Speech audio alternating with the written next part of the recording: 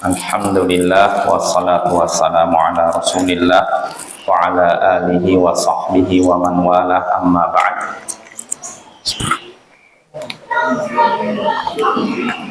Ya ikhwat a'azzani wa a'azzakumullah, saudara-saudari yang semoga dimuliakan oleh Allah. Kita bertemu kembali di malam Rabu untuk mengkaji kitab fikih, kitab Ad-Durarul Bahiyah fil Masail Fiqhiyah karya Imam Muhammad bin Ali Asy-Syaukani Al-Yamani rahimahullahu ta'ala. Ya, pada pertemuan sebelumnya kita masih di Kitabul Asyribah. Kita masih ketika itu membahas tentang minuman-minuman yang diharamkan dan memabukkan. Kita sudah membahas keterangan Imam Syaukani bahwasanya segala yang memabukkan itu diharamkan, dan segala yang memabukkan sedikitnya memabukkan, yang banyak, segala sesuatu yang jumlah banyaknya memabukkan, maka yang sedikitnya pun haram. Ya. Apapun yang bisa memabukkan dalam jumlah banyak, maka meminum sedikitnya itu pun haram. Dan boleh melakukan fermentasi di semua wadah minuman, bukan cuma wadah kulit saja. Lalu kata kata Imam Syaukani, dan tidak boleh melakukan fermentasi pada dua jenis makanan yang bercampur.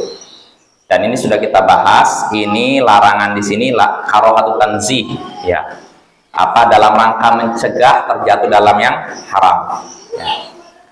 Lalu berikutnya wa yahrumu takhlilul khamr, dan diharamkan mengubah khamr, minuman keras, menjadi cuka. Ya. Minuman keras khamr diubah jadi cuka, ini diharamkan. Lalu berikutnya, dan sudah kita bahas juga, yang diharamkan itu kalau ada unsur kesengajaan. Adapun kalau khamr, minuman keras, berubah dengan sendirinya menjadi cuka, maka itu diperbolehkan. Sebagaimana dinukil dari Ali bin Abi Thalib, Aisyah, beliau mengambil cuka dari khamr, dari minuman keras. Maksudnya kata para ulama, mereka tanpa sengaja, tanpa unsur kesengajaan, khamr yang ada berubah menjadi cuka, lalu mereka pun ambil. Maka ini nggak masalah. Yang terlarang itu kalau sengaja khamr dijadikan cuka. Nah, ini baru terlarang. Lalu berikutnya, pembahasan berikutnya disebutkan Imam Syaukani, wa yajuzu syurbul asiri wan nabidhi qabla ghalayani. Boleh meminum jus, minuman fermentasi sebelum mendidih, sebelum menggelegak, ya. Berbuih, ya. Sering lupa berbuih anaknya. Wa ma dhannatu dzalik bima zada ala thalathati ayyam, dan itu diperkirakan kalau sudah lewat 3 hari. Kalau sudah lewat 3 hari, sangat besar kemungkinan mendidih, berbuih tadi, ya. Tapi kalau belum 3 hari, biasanya belum berbuih. Yang jadi patokan sebenarnya berbuihnya, bukan masalah waktunya. Karena kalau sebelum 3 hari sudah ada ininya, haram nggak? Haram tidak? Haram, udah khamar, ya. Tapi kalau misalnya sudah 10 hari tidak keluar buihnya, bagaimana? Haram? Tidak. Yang jadi patokan sebenarnya itunya, keluar buihnya itu. Nah, ini yang kita bahas pada pertemuan sebelumnya. Nah, sekarang kita masuk pembahasan yang disebutkan oleh Imam Syaukani. Di sini Imam Syaukani menyatakan wa adabu syurbi an yakuna thalathata anfas wa bil yamin wa min qu'ud wa taqdimul aymani fal ayman wa taqdimul aymani fal ayman wa yakun saqi akhirahum syurba wa yusammi fi awwalihi wa yahmadu fi akhirih wa yakun tanaffus fi siqa wa yukrahu tanaffusu fi siqa wa nafkhu fihi wa syurbu min fami wa idza waqa'atin najasatu fi syai'in minal ma'i'ati lam yahilla syurbu wa idza kana jamidan ulqiyat wa ma haulaha wa yahrumul aklu wa syurbu fi aniyati dhahabi wal fiddah. Adab-adab meminum, yakni 3 kali nafas, 3 kali bernafas dengan tangan kanan, dengan duduk, mendahulukan orang yang kanan lalu yang kanan, dan orang yang memberikan minuman, menuangkan minuman, dialah yang paling akhir minum. Dan hendaknya mengucapkan bismillah di awalnya, di awal minum, dan memuji Allah di akhirnya. Dan dimakruhkan, dibenci bernafas di dalam siqah, di dalam wadah minuman. Dibenci bernafas ketika minum. Wa nafkhu fi, begitu juga meniupnya. Wa syurbu min fami, dan minum dari mulutnya, mulut wadah minuman tersebut. Apa sejenis apa? Teko ya. Mungkin bisa dengan teko, siko ini kayak teko ya. Minum dari mulut teko. Dan jika najis, benda najis jatuh pada sesuatu yang cair, jika benda najis jatuh pada sesuatu yang cair, maka yang cair ini tidak boleh diminum, tidak halal diminum. Jika benda najisnya jatuh pada sesuatu yang padat, maka dibuanglah yang sekitar benda yang terkena najis tersebut, dibuanglah dari benda tersebut yang di sekitar terkena najis tersebut. Jika saya menerjemahkannya, jika benda najis jatuh ke benda yang padat, maka dibuang benda najis tersebut dan yang sekitarnya. Dibuang benda najis tersebut dan yang sekitarnya, yang terkena sekitarnya.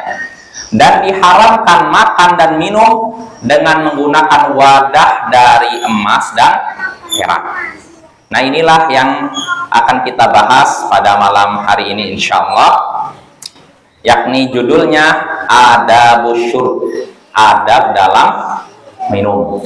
Ya, minum ada adabnya, makan ada adabnya, berpakaian ada adabnya.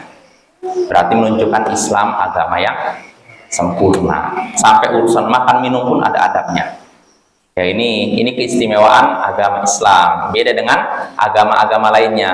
Kadang cuman mengatur urusan istilahnya ritual, tidak mengatur urusan seperti ini. Ada lagi yang cuma mengatur urusan mungkin ritual plus misalkan masalah pemerintahan, tapi nggak ngurus masalah beradab, berpakaian, adab makan minum. Nah, kalau Islam sempurna, dari urusan ngatur umat sampai urusan buang hajat sudah diatur. Dari urusan dari masalah mengurus negara sampai mengurus rumah tangga sudah diatur dalam Islam. Maka tinggal kita tengok saja. Ini kesempurnaan Islam, kelebihan Islam dibandingkan agama lain. Ya, dalam pembahasan ini Imam Syaukani menyebutkan beberapa adab minum. Ya, pertama, salatata anfas. Bernafas 3 kali. Bernafas 3 kali maksudnya minum. Nah, itu Bapak ya, minum 3 kali. Jadi bukan. Nanti ada keterangannya di sini. Bukan di dalamnya ya, di luarnya Bapak ya. Ya, kita baca keterangan dari Imam Asy-Syaukani terkait bernafas 3 kali ini. Wa amma qawlu min adabi syarabi an yakuna thalathata anfas fa li hadithi Anas fi sahihain anna an-nabiy sallallahu alaihi wasallam kana yatanaffasu fil ina'i thalathan. Adapun termasuk adab dalam meminum yaitu bernafas 3 kali, ini berdasarkan hadis Anas dalam Sahih Bukhari Muslim bahwasanya Nabi sallallahu alaihi wasallam beliau bernafas ketika minum sebanyak 3 kali. Ketika minum dalam sebuah tempat minuman, beliau bernafas 3 kali. Bernafas 3 kali bukan bernafas dalamnya, karena nanti ada larangannya. Tapi masih bernafas sambil menjauhkan ininya. Karena dalam hadits lain sebutkan Anas bin Malik mempraktekkan begitu. Lalu dia mengabarkan bahwasanya Rasulullah SAW mempraktekkan seperti itu. Dan Anas bin Malik termasuk sahabat Nabi yang banyak mendampingi Nabi. Kenapa itu? Karena pembantu Nabi selama 10 tahun, jadi ngerti apa yang dilakukan Nabi dalam rumah seperti apa apa saja aktivitas beliau dalam rumah, apa saja adab beliau dan melakukan berpakaian, minuman, memakan, meminum, apa saja beliau tahu. Beliau mengerti karena beliau selama 10 tahun di situ mendampingi Nabi. Ya, jadi di sini Anas menceritakan bahwasanya Nabi Sallallahu Alaihi Wasallam meminum dengan bernafas 3 kali. Bernafas 3 kali ketika meminum. Nah, dalam riwayat lain Anas dan riwayat Muslim menyatakan Nabi meminum bernafas 3 kali ketika meminum, lalu beliau menyatakan innahu arwa, itu lebih menghilangkan dahaga. Wa amra, itu lebih mudah untuk ditelan. Iya enggak? Coba kalau satu orang keselak di sini. Karena saya pernah saking buru-burunya kadang akhirnya buang akhirnya. Dan jadi tersedak di sini. Iya, makanya Islam itu mengatur segala sesuatu. Kalau kita ngikuti adab dalam Islam, insya Allah selamat dunia dan akhirat. Ya. Di dunia kita selamat dari penyakit, di akhirat selamat dari siksa. Ya. Jadi pernah saya alami sendiri, bro. Makanya kalau kita menyalahi sunnah Nabi, ujung-ujungnya sengsara. Ya. Ketika itu saya lagi buru-buru, Bapak. Ya. Makanya betul dalam hadis al-ajalatu minasyaiton. Tergesa-gesa itu dari setan. Jadi yang dalam Islam kita harus sikap tenang, nggak usah tergesa-gesa. Nah kebetulan tergesa-gesa, aku tersedak sih, keluar semuanya akhirnya tidak menghilangkan dahaga, malah jadi sakit tenggorokan. Ya makanya Nabi ketika minum bernafas 3 kali, kata Nabi itu lebih menghilangkan dahaga dan lebih mudah. Nah ini Bapak ya, jadi yang sunnah itu bernafas 3 kali ya. Lalu berikutnya, ini adab pertama. Yang berikutnya kata Imam Asy-Syaukani rahimahullah, di sini nggak sebutkan, langsung kita baca penjelasan Imam Asy-Syaukani di sini di syarahnya. Jadi kata beliau, wa amman tanaffusu fil ina famanhiyun anhu. Adapun bernafas di dalam tempat minum, wadah minuman itu, ini terlarang.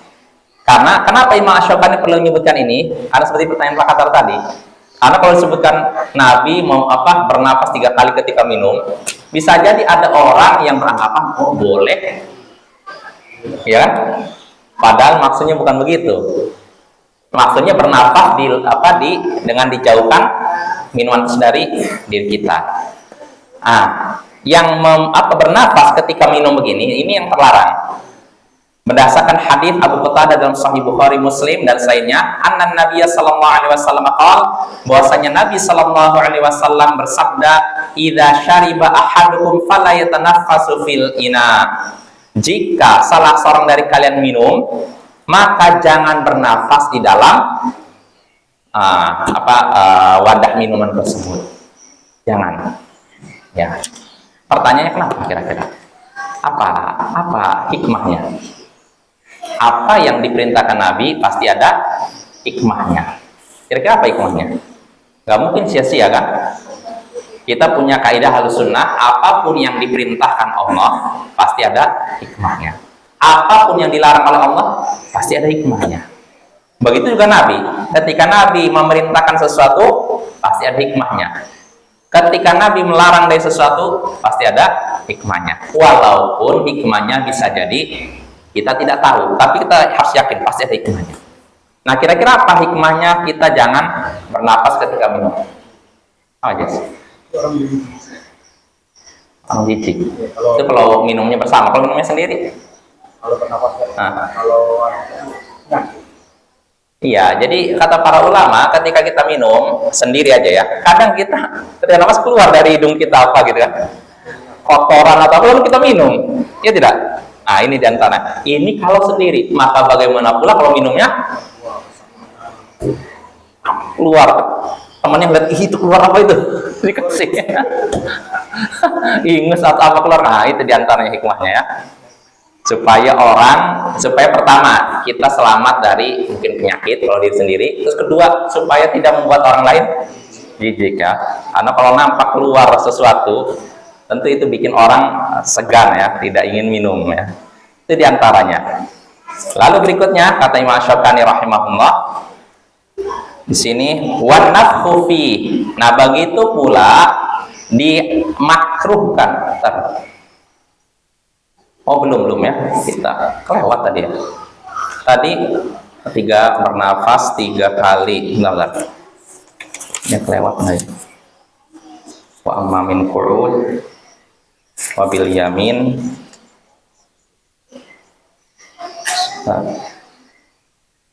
Ada yang kelewat nggak tadi?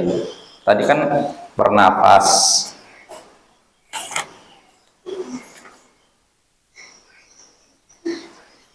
Sebentar, ini pembahasan Imam Syukani.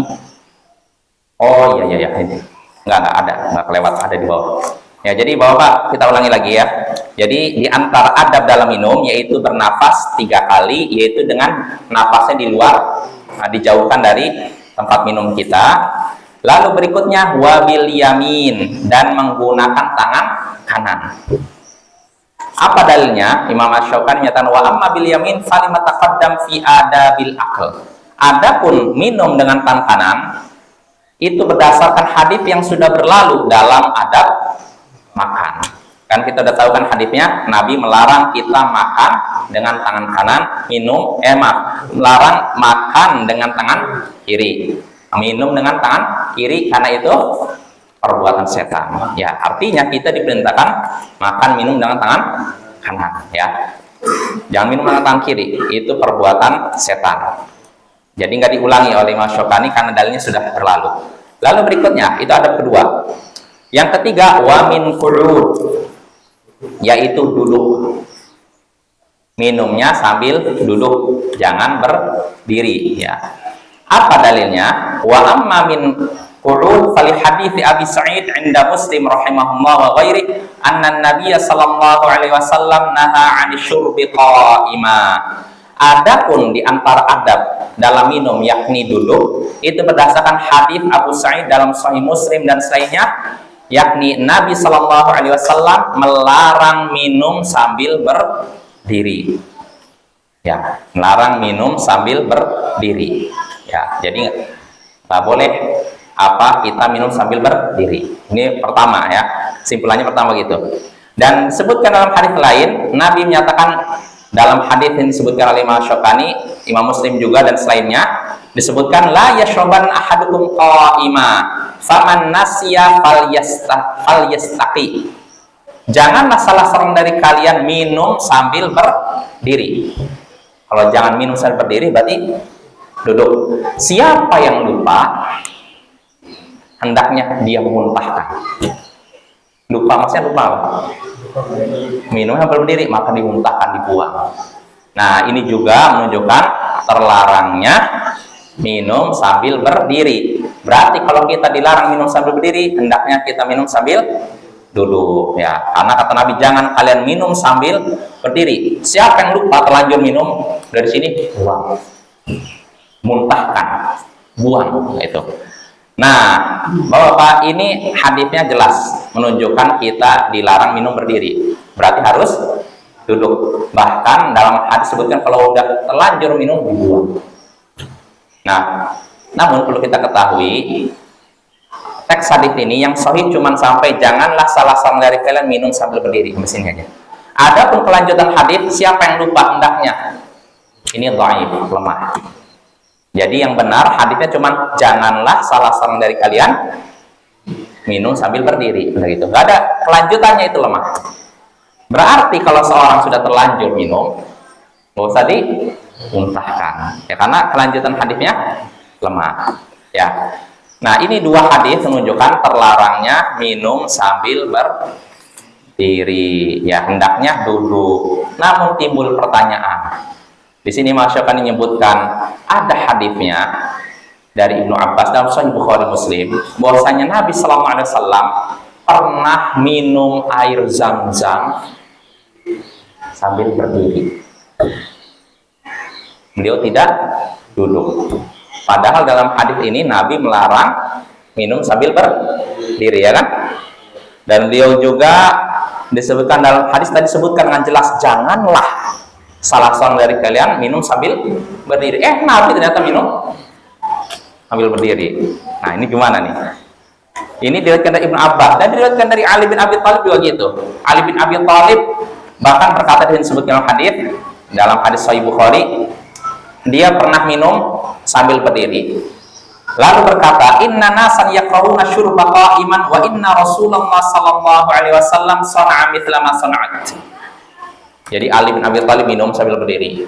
Lalu dia berkata, orang-orang tidak suka minum sambil berdiri. Padahal Rasulullah pernah melakukan perbuatan seperti yang kulakukan. Apa yang dia lakukan? Itu. Makanya gimana nih? Sekilas Nabi melarang, tapi sekilas Nabi melakukan. Ya. Maka bagaimana kita menggabungkan antara dua hadis ini? Gimana nih? Jadi, apa? Sesuai dengan zamannya. Zam-zam. Sesuai dengan keadaan. Sama lagi. Darurat. Kalau nggak darurat, tapi ada hadis lain juga di sini. Ini yang lebih unik lagi. Hadisnya ini disebutkan dari Ibnu Majah, ya, dan juga Tirmidzi, disahihkan oleh Imam Tirmidzi dari Ibnu Umar. Ibnu Umar berkata, kunna naqulu ala ahdi Rasulillah sallallahu alaihi wasallam wa nahnu namshi wa nashrabu wa nahnu qiyam. Kami dulu di zaman Rasulullah makan dalam keadaan kami berjalan, dan kami minum dalam keadaan kami berdiri. Jelas hadirnya? Kata Ibnu Umar, kami dulu di zaman Rasulullah makan sambil berjalan dan minum sambil berdiri. Ketika Ibnu Umar menyatakan kami di zaman Rasulullah, itu untuk menunjukkan apa? Kami makan sambil berjalan dan minum sambil berdiri. Kenapa perlu disebutkan di zaman Rasulullah? Kenapa tidak berkata di zamanku, orang-orang makan sambil berjalan, minum sambil berdiri? Kenapa yang disebutkan di zaman Rasulullah? Kira-kira apa hikmahnya? Ibnu Umar. Karena Rasulullah tahu kalau salah dilarang. Ya, sama lagi. Untuk menunjukkan bahwa perkara itu diperbolehkan. Karena ada zaman Rasulullah. Artinya apa? Kalau seandainya perbuatan tersebut terlarang, tentu turun wahyu melarang perbuatan tersebut. Makanya Bapak, dari hadis-hadis yang ini yang ada seolah-olah bertentangan, sebenarnya nggak bertentangan, bisa disimpulkan larangan minum sambil berdiri di sini itu karohatu tanzih. Artinya ya kayak makruh lah, sifatnya bimbingan supaya kita lebih baik duduk. Bukan berarti berdiri terlarang. Berdiri boleh, kalau apalagi kalau punya hajat. Seperti minum air zam-zam ini kan, kalau kita mau duduk jangan lain dorong-dorong, ya kan?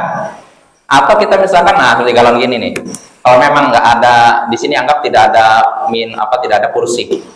Kita mau minum, mau duduk, mungkin kita ada apa gitu repot, ya minum nggak masalah. Tapi kalau memang selama ada kursi, maka minum sambil. Jelas ya?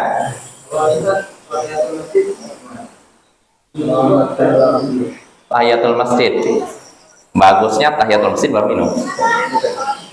Kecuali kalau haus, benar-benar haus mendesak, ya udah minum sama diri lah.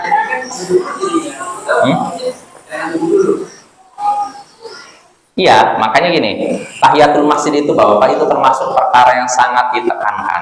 Ya, menurut jumhur ulama itu sunnah muakkadah. Bahkan menurut Daud Al-Zahiri wajib tahiyatul masjid. Apa dalilnya bahwasanya itu wajib menurut Daud Al-Zahiri? Karena Nabi pernah datang seorang masuk masjid lalu duduk. Nabi bertanya, kamu udah sholat? Sholat tahiyatul masjid? Belum. Kum, bangun, fakak rokaatain. Sholatnya 2. Bayangkan, sampai Nabi lagi khutbah nyuruh orang untuk kelas. Iya, padahal udah duduk, tapi Nabi suruh berdiri lagi sholat. Makanya Daud Al-Zahiri, Ibnu Hazm berpendapat itu wajib tahiyatul masjid. Karena apa? Buktinya Nabi sampai nyuruh orang sudah duduk suruh berdiri lagi, sholat lagi. Nah ini Daud Al-Zahiri ya, madzhab Zahiriyah. Adapun jumhur ulama, mayoritas ulama berpendapat itu hukumnya sunnah. Tapi bukan sunnah saja, sunnah muakkadah, sunnah yang benar-benar tekankan. Artinya nggak pantas kita tinggalkan, nggak sulit kita sholat masuk 2 rakaat, ya kan? Ya nggak? Kecuali kalau tahiyatul masjidnya 10 rakaat, barulah saya berat 10 rakaat. Tapi kalau 2 rakaat kita cuma baca Al-Fatihah, nggak perlu baca surat kan, langsung ruku, itu nggak masalah, ringan. Pertama, kita dapat pahala. Kedua, menghidupkan sunnah Nabi kita juga. Karena di antara sunnah nanti akan hilang menjelang hari kiamat, yaitu orang masuk masjid tidak tahiyatul masjid. Jadi saya yang tadi untuk menghindari jangan berdiri. Apa yang berdiri juga? Iya, itu ada contoh dari Nabi. Ya, apa yang alasan berdiri? Iya, masalah. Atau kalau kasusnya di sini, ya keluar aja minum di luar. Sambil duduk kan mudah. Ngapain berdiri ya? Ya kan dekat tinggal keluar, minum dulu. Ada masuk, itu sholat. Nah, sedikit lagi jadinya Apa ya? Itu lain lagi. Kan kalau kasusnya di sini kan mudah kan? Kita mau keluar dulu minum, ambil air. Setelah itu minum di luar sambil duduk. Nah, udah selesai.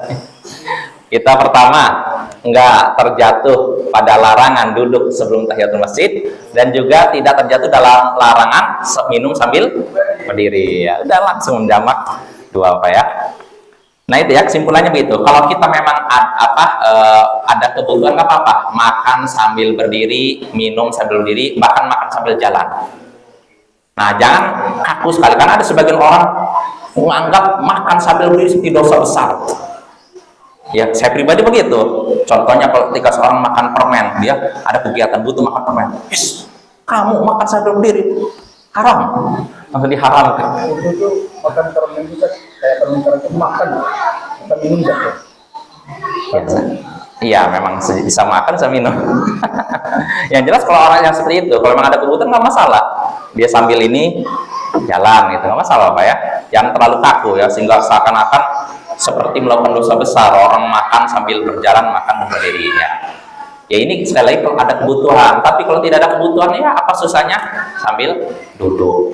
Selain itu juga itu kan lebih kalau dari pandangan masyarakat lebih beradab kan, makan sambil duduk, minum sambil duduk, beda dengan makan sambil berdiri kan, ya tidak ya. Maka kalau memang kita tidak ada kebutuhan untuk berdiri, makan dan minum sambil berdiri, hendaknya duduk. Itu lebih terhormat, lebih beradab, dan lebih enak dipandang ya. Nah itu ya, jadi itu termasuk adab dalam minum. Jadi yang pertama yakni bernafas 3 kali, lalu kedua minum dengan tangan kanan, lalu ketiga sambil duduk ya. Lalu berikutnya, faedah berikutnya yang bisa kita poin berikutnya yang disebutkan oleh Mas Syukani, wa taqdimul aimani fal aiman, mendahulukan orang yang di kanan lalu setelahnya dan setelahnya. Maksudnya kalau misalkan kita minum di sini, ada minum atau gini, lalu yang akan minum ada banyak, saya misalkan minum, saya ingin memberikan kepada orang sekitar saya, maka dahulukanlah yang kanan, baru balik lagi. Bukan dahulukan yang lebih tua, tapi dahulukan yang lebih kanan, yang kanan saya, walaupun dia paling muda. Jelas ya, asalnya memang kita itu mendahulukan orang yang lebih tua dalam masalah pemberian, dalam masalah misalkan tempat duduk, asalnya orang yang lebih tua. Misalkan kita di sini ada tempat duduk terbatas 1, orang masuk ke sini, kita ingin memuliakan 1 orang, maka dahulukan untuk yang lebih tua, serahkan yang lebih tua. Walaupun di situ ada orang-orang yang lebih cerdas, misalkan lebih berilmu, tapi dahulukan lebih tua. Nah, tapi kalau dalam masalah minuman, saya punya minum, lalu saya ingin memberikan pada orang sekitar saya, ada yang tua, ada yang berilmu, ada yang ulama besar. Nah, kebetulan di sebelah kanan saya anak kecil. Anak kecil nggak berilmu kan? Bahkan dia masih belum memayis. Yang sebelah kiri saya orang berilmu, udah tua pula. Tetap saja yang kanan dahulukan. Jelas ya? Bukan yang kiri, bukan yang depan, bukan yang paling tua ya. Apa dalilnya? Sini sebutkan oleh Mas Syukani, wa amma kaunu yuqaddamul aymanu fal aymanu fa li hadithi Anas radhiyallahu anhu fi sahihain wa ghairihima. Adapun didahulukannya orang yang kanan lalu setelahnya itu berdasarkan hadis Anas dalam Sahih Bukhari Muslim dan selainnya, anna Nabiyya sallallahu alaihi wasallam utiya bilabanin qad shiba bima'in wa an yamini a'rabi wa an yasari Abu Bakar fasyariba thumma aqal a'rabi wa qala al-aymanu fal ayman. Bahwasanya Nabi sallallahu alaihi wasallam pernah diberikan susu yang sudah dicampur dengan air.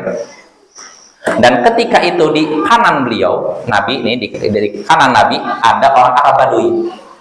Dan di sebelah kiri beliau ada Abu Bakar. Maka Nabi pun minum.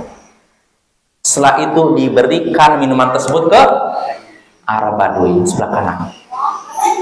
Beliau pun bersabda, al-aiman fal aiman. Yang didahulukan adalah yang kanan, lalu setelahnya. Padahal yang kiri siapa?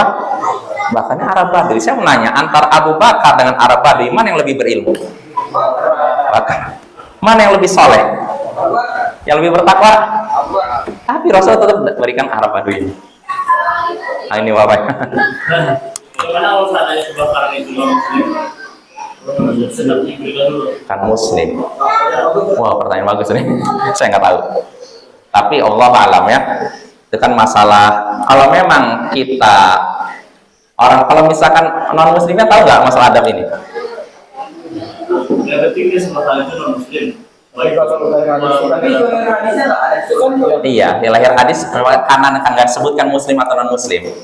Kalau lahir hadis menyatakan berikan pada yang kanan kan nggak disebutkan apakah kanannya muslim atau orang ini. Allah alam ya. Ya, lahiriah hadis menyatakan berikan ke yang kanan, mau dia muslim atau tidak berikan. Dan siapa tahu dengan begitu menarik dia untuk untuk masuk Islam. Oh, ini saya diberikan ini kehormatan untuk minum atau Allahu a'lam ya. Pertanyaan unik gitu. Lalu berikutnya itu hadis pertama.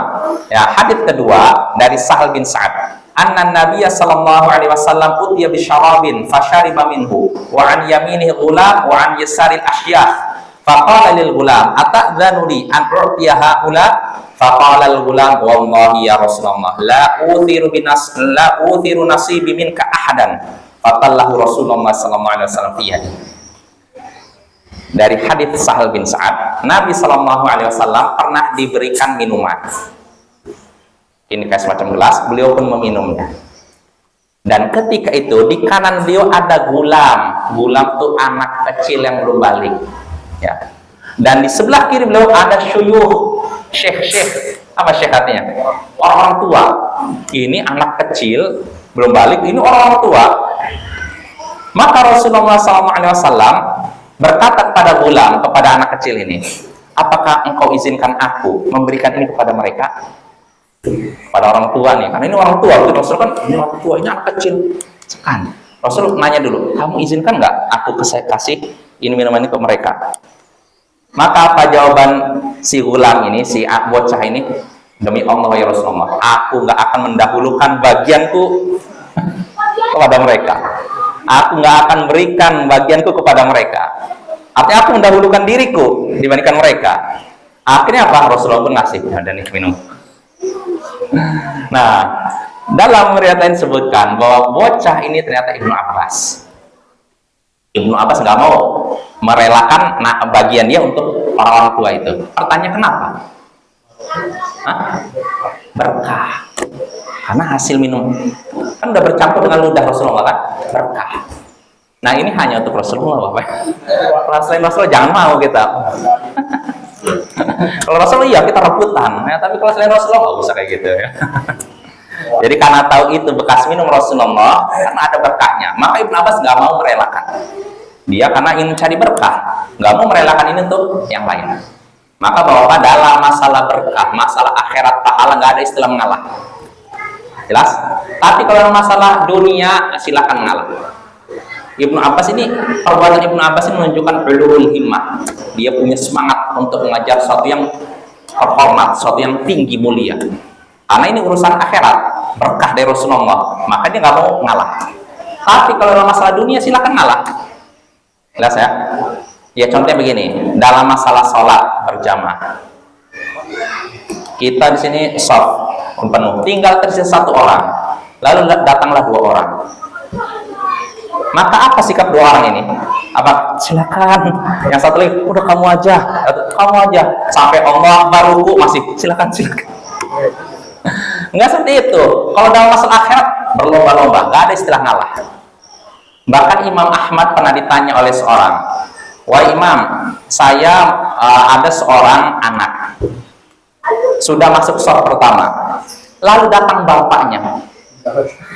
Apakah si anak ini, apakah termasuk berbakti kepada orang tua? Dia mundur biar bapaknya ngisi shaf pertama. Jelas? Maka jawaban Ahmad, enggak. Itu bukan termasuk berbakti. Artinya tetap dalam masalah akhirat pahala nggak ada istilah ngalah. Anak dengan bapak harus bersaing. Jelas ya? Jadi jangan silakan Pak, anaknya mundur. Nah, bukan itu. Apa? Pejabat. Kalau pejabat mungkin itu memang ada ini ya, ada apa istilahnya? Ada khususan, ada khususan. Kayak gini Pak, kalau kalau dari layar kan, udah ada tuh. Oh ya nggak masalah, kalau gitu nggak masalah. Memang kalau udah diatur negara nggak masalah kayak gitu. Iya, Jadi itu kan. kadang kita saya dapat kosong tempat untuk pejabat. Nggak masalah, nggak masalah. Karena itu dipraktekkan para ulama juga, praktek para ulama, para dinasti itu kan ada maslahat kayak itu. Nggak masalah. Ini kasusnya ini kalau misalkan nggak ada seperti itu ya, kayak di sini kan nggak ada pejabat kan. Dan tersisa 1 kosong di shaf pertama. Maka kalau 2 orang masuk jangan saling silakan sampai imamnya Allah baruku masih silakan. Ya, langsung maju. Jangan ada istilah ngalah.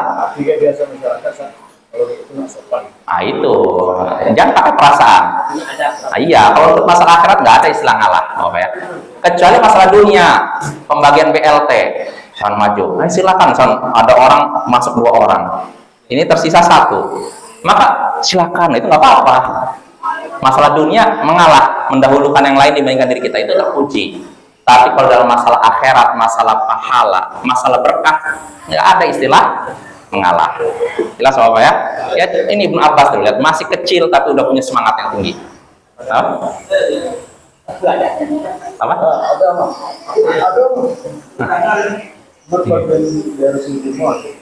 Ya itu Bapak ya. Jadi kalau dalam masalah akhirat, masalah agama, masalah berkah, jangan ada istilah ngalah. Kita berlomba-lomba ya. Misalkan masuk shaf, terus apa lagi? Misalkan apa lagi? Adzan, iya. Kalau emang ini nggak usah tunjuk-tunjuk, langsung aja maju. Ya, kau tahu. Ya kecuali kalau ada uzur ya, mungkin saya tenggorokan lain nggak enak ya, serahkan yang lain gitu.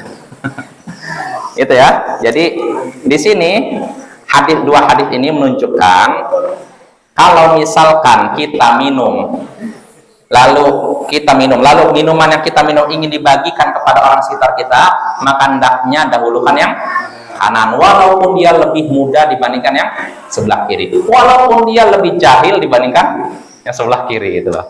Ini orang alim, ini jahil, tetap dahulukan kanan. Nah pertanyaannya apa hikmahnya? Kira-kira ada hikmahnya nggak? Kenapa kanan?